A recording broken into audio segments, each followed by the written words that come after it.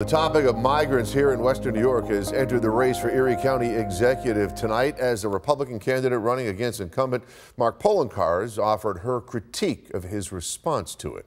Chrissy Casilio Bloom said that she wants to know what the county is spending on the situation, despite the county saying and New York City confirming that the Big Apple is footing the bill. Channel 2's Rob Hackford has more.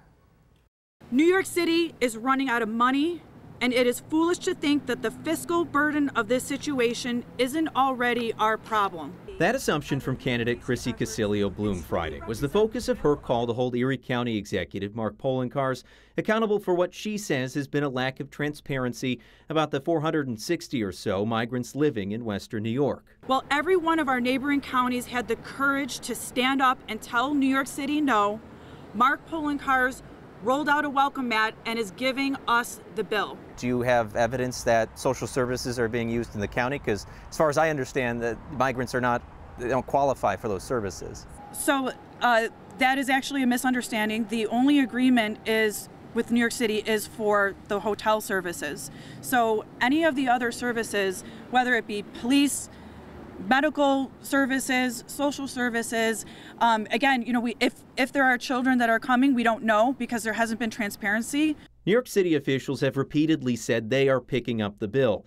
Nonprofits like Jericho Road, Journey's End, Catholic Charities, and others tell us they are then providing all education, job resources, and health services.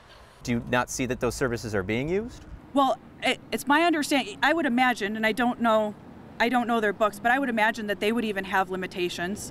But besides that, right now there are entire floors in hospitals that are closed because there isn't enough staffing for the hospitals. How does that relate to the migrants? Well, I'll tell you why. Because Jericho Road, that's not a Jericho Road problem. They don't oversee our schools, they don't oversee our hospitals, they don't oversee our police services.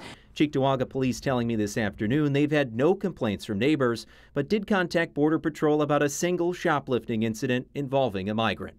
The biggest thing I can emphasize is that I'm asking for a plan and I'm asking for transparency. That's the #1 priority right now.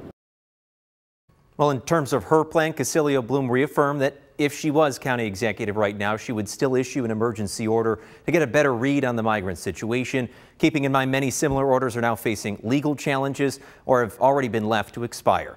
In the studio, Rob Hackford, Channel 2 News.